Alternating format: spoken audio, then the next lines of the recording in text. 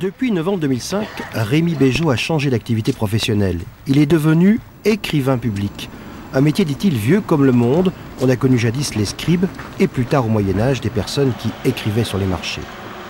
Au XXIe siècle, l'écrivain vit avec l'ordinateur, les CD et les mails. Mais la philosophie demeure, le service rendu à autrui. Vous allez bien ? Aujourd'hui, Rémi passe à la mairie de Nuit-Saint-Georges pour récupérer des formulaires administratifs. 1, 2, 3 exemplaires, c'est impeccable.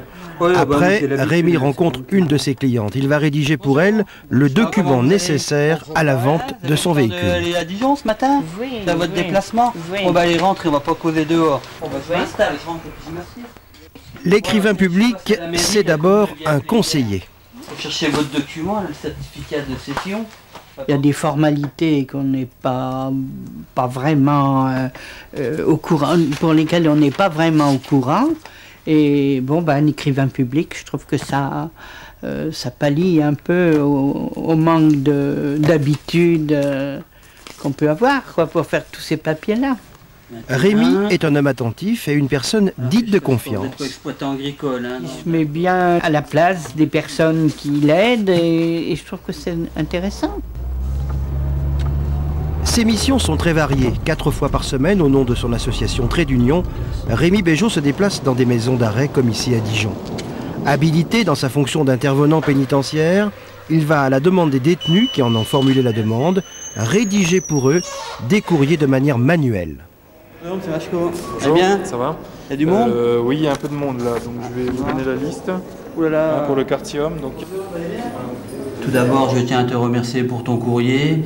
Cela m'a fait énormément plaisir, quelque chose dans ce goût-là. Hein ? Oui, on y va comme ça ? Je compte toujours sur toi. On peut lui en parler de ça ? On lui redit. Mais pourquoi un détenu a-t-il besoin de son aide ? J'ai fait appel pour une bonne raison. Je suis incapable de faire une lettre. J'ai sorti de l'école, j'avais 15 ans.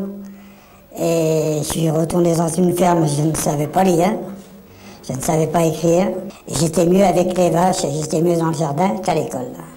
Cette confiance, cet échange, comment vous pouvez l'établir comme ça? Parce que ça ne doit pas être forcément simple de raconter sa vie, de dire ce qu'on a envie de dire pour qu'ensuite ce soit écrit.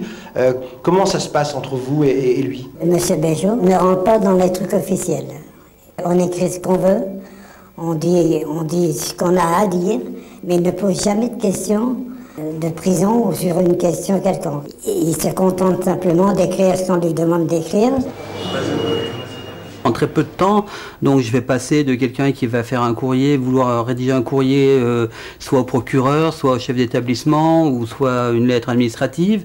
La porte se ferme, la porte s'ouvre. J'ai un autre détenu qui va venir parce qu'il veut simplement écrire une lettre d'amour, soit à sa conjointe, soit une lettre d'excuse à sa mère. Donc vraiment, c'est aussi pour moi un travail qui, malgré tout, demande beaucoup de concentration, puisqu'il faut s'adapter vite à changement de situation. Pourquoi avoir été frappé à la porte d'une prison pour dire je peux rendre service? C'est aussi une connaissance de moi-même qui a fait que je suis arrivé à ce genre de démarche. Et puis je pense qu'il ne faut pas à un moment ou à un autre, il faut arrêter de se poser toutes ces questions et puis il faut y aller. Hein, je veux dire, il y a des tas de gens qui ont besoin d'aide un peu partout, que ce soit en milieu carcéral, dans la vie de tous les jours. Je ne peux pas absorber, je veux dire, toute la misère du monde, c'est impossible. Donc ça c'est un travail, hein, on apprend à se protéger tout en gardant quand même, je veux dire, cet aspect humain des choses, et c'est vrai que je suis quand même capable de pouvoir retranscrire leurs sentiments ou leurs douleurs, tout ce qu'ils ressentent, mais bon, tout en me protégeant. Quand je ferme la porte que je pars, quand je quitte la maison d'arrêt, voilà, en principe ça reste sur place. En milieu carcéral, les informations circulent à une vitesse supersonique. Si moi je fais la moindre faute, je peux vous dire que dans la demi-heure qui suit, je suis complètement grillé et je ne mettrai plus les pieds à la prison.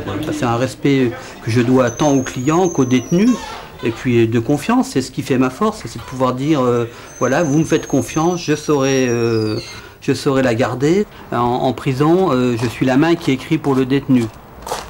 Tous les jours, l'écrivain public consulte et rédige dans son cabinet. Cette fois-ci, il accueille une jeune femme qui souhaite réactualiser son CV. Ingénieure dans le secteur agroalimentaire, Christelle veut vivre autre chose et a besoin d'un œil avisé. Souvent, quand on fait partie d'une société, on a un jargon interne et malheureusement, ce jargon pourrait se retrouver sur sur le CV. Et je pense que quand on a le projet de changer de société, eh bien c'est évident qu'il faut avoir un langage compréhensible par tous. Ce qui est bien, c'est d'avoir repris les différents points et les avoir listés. Je trouve que ça fait très, très carré, donc clientèle, produit, mission. Donc ça me plaît bien. On a échangé beaucoup par mail, par téléphone. C'était plutôt un échange ping-pong de mail. Ben oui, cette partie ne me convient pas, celle-ci me convient. Donc on a plutôt échangé sur ce mode-là et ça convenait aussi à mon emploi du temps. Alors voilà, donc je vous ai mis... Dans son travail, l'écrivain public s'adresse aussi bien aux particuliers qu'à des professionnels. Il peut concevoir, rédiger, corriger un document, mais il peut aussi assurer un secrétariat ponctuel dans une association ou dans une petite entreprise. À l'heure de l'écriture sur ordinateur et de la communication, Rémi Bégeot est un lien social, mais aussi un poète. Son grand projet serait de finir d'écrire un premier roman.